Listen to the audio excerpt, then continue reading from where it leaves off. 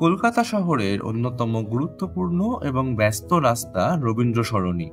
1963 সালে কবিগুরুর নামে নামকরণ হওয়ার আগে দীর্ঘদিন ধরে এই রাস্তাটি অবশ্য পরিচিত ছিল চিৎপুর রোড নামে।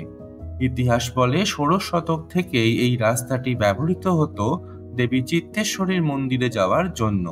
সেই হিসেবে কলকাতা শহরে প্রাচীনতম রাস্তা এই চিৎপুর রোড।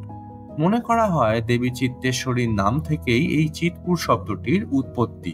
শোনা যায় সেই সময় উত্তরে দেবী চিত্তেশ্বরীর মন্দির থেকে একটি রাস্তা দক্ষিণে কালীঘাট মন্দির পর্যন্ত বিস্তৃত ছিল।